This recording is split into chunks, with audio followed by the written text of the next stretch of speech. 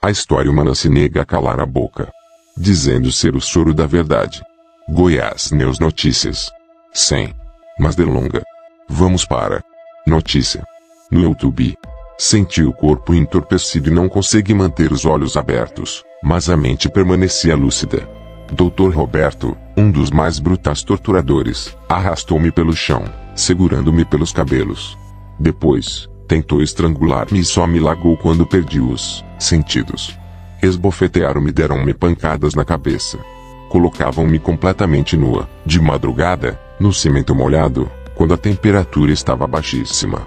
Petrópolis é intensamente fria na época em que lá estive.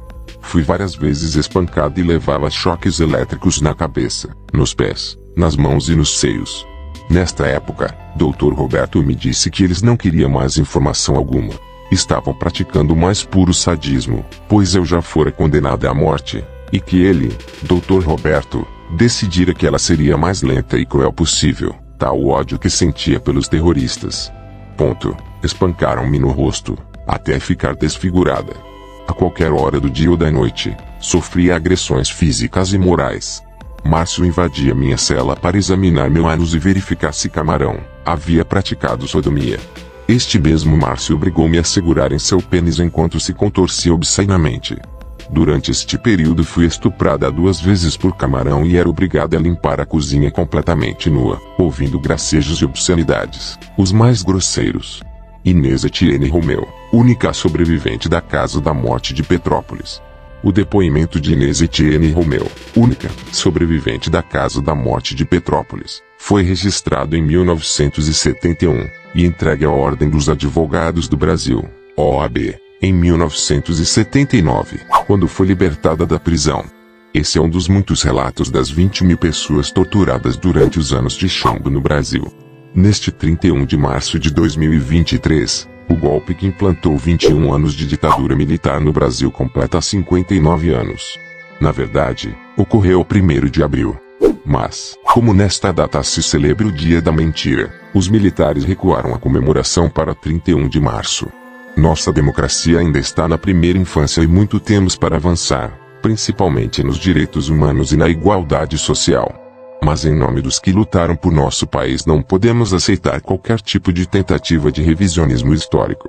A homenagem do ex-presidente Bolsonaro ao principal torturador da ditadura, o general Ustra, na fatídica votação de impeachment da presidenta Dilma Rousseff, nunca mais pode se repetir.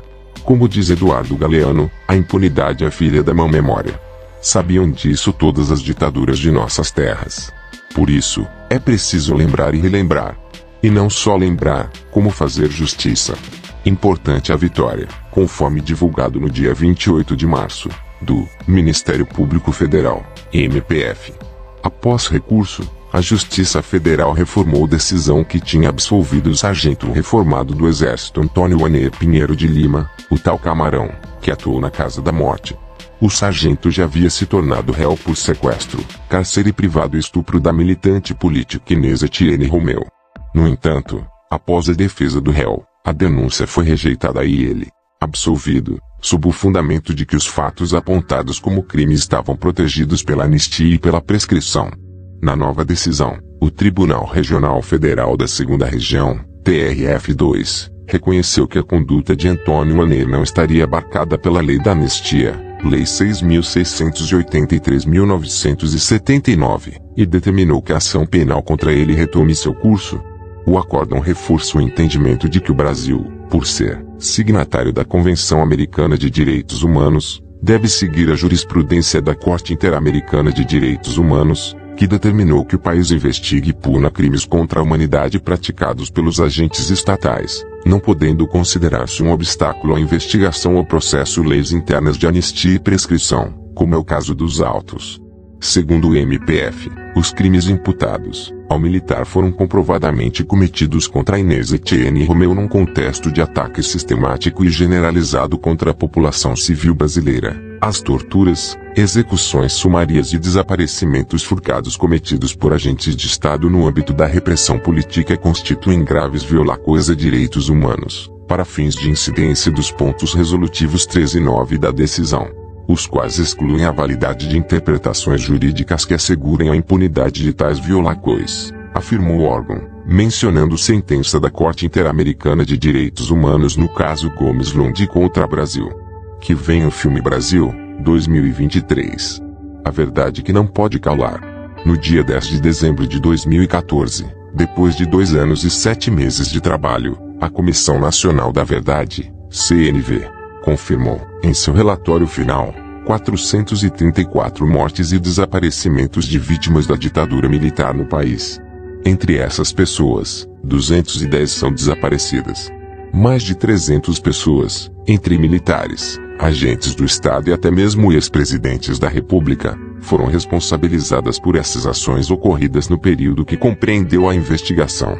O documento diz ainda que as violações registradas comprovadas pela CNV foram resultantes de ação generalizada e sistemática do Estado brasileiro e que a repressão ocorrida durante a ditadura foi usada como política de Estado concebida e implementada a partir de decisões emanadas da Presidência da República e dos Ministérios Militares. Esse número pode ser muito maior se levarmos em conta a extensão territorial do Brasil, a ausência de compilação estatística rigorosa, o número de pedidos de indenização, a inclusão recente de militantes, camponeses e operários na lista de desaparecidos e aqueles cujos familiares não deram queixa. Em 1990, descobriu-se que no cemitério Dom Bosco, no bairro de Perus, na capital paulista, havia uma vala clandestina com 1.049 ossadas sem identificação. Funcionários do cemitério informaram que o local era usado para enterrar indigentes, vítimas de epidemia de meningite e também da repressão política na época da ditadura. No dia 4 de setembro de 1990, a vala foi aberta para exumar os corpos. Após análise das ossadas, alguns desaparecidos políticos foram identificados. Mas ainda restam 1.000 corpos sem identificação. Genocídio indígena.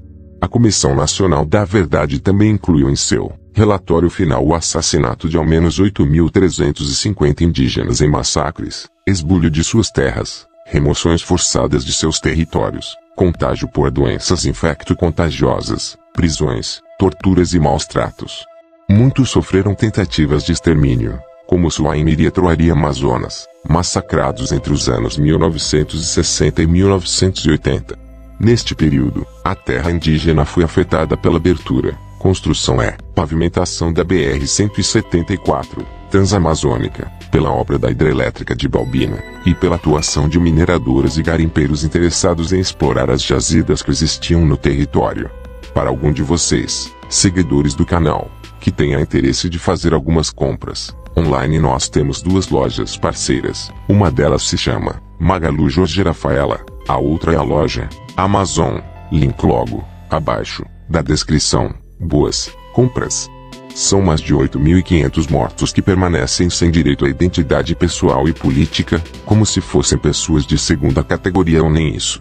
É preciso ficar claro de que não são 434 vítimas, mas 8.934 ou mais. Todos têm nome, todos morreram por uma causa. Que causa defendiam os 8.500 nomes esquecidos? Questionou Marca Chad que, junto com seu pai, o indigenista, Egídio Chad, realizou um vasto trabalho de pesquisa de violações nas décadas de 70 e 80 contra o povo Aimiri e Troari, no Amazonas. Parte das apurações do comitê serviu de base para o relatório da CNV. O tal do fantasma do comunismo. Mas porque os militares, apoiados pelos empresários brasileiros, resolveram dar um golpe. Segundo eles, para salvar o país do comunismo. Em nome da tradição, família e propriedade, a Marcha pela Família reuniu 100.000 pessoas contra o governo de João Goulart, o Jango.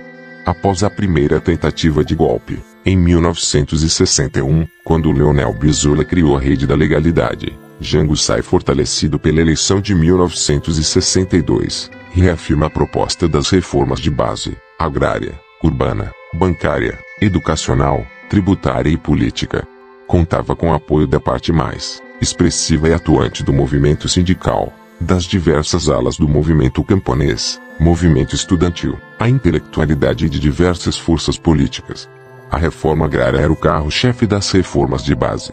Mas essas reformas contrariavam os interesses multinacionais e das oligarquias brasileiras. A tal da luta de classes. Mesmo com toda a repressão, que endureceu com o ato institucional, N.5, em 1968, a resistência se mantinha.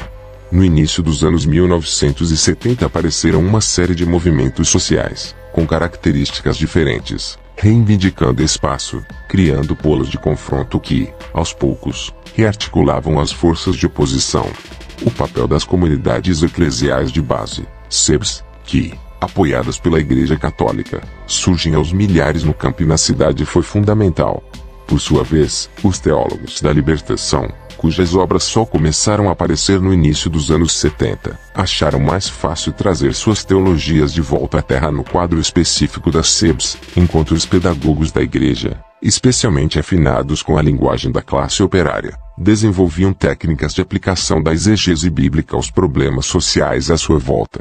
A importância da comunicação popular. A comunicação popular no interior dos grupos de base foi decorrente de processos anteriores. Entre os anos 60 e 64, o Brasil viveu uma extraordinária experiência de cultura popular, através dos Centros de Cultura Popular, CCPs, do Movimento de Cultura Popular, etc. É também dessa época o Movimento de Educação de Base e o Método Paulo Freire. Todos esses movimentos, duramente reprimidos após 64, ressurgiram lentamente com outras características após 1970. Então, muitos dos militantes dos movimentos da cultura e da educação popular dos anos 60 integraram-se na tarefa de trabalho de base e passaram a trabalhar junto com a Igreja. O método Paulo Freire, por exemplo, foi amplamente utilizado pelas comunidades eclesiais de base, através de discussões, da maneira de preparar as reuniões, do trabalho lento dos agentes pastorais, tirando os grupos do mutismo. Não se falava de Paulo Freire, cuja obra estava proibida, mas empregavam-se os seus métodos.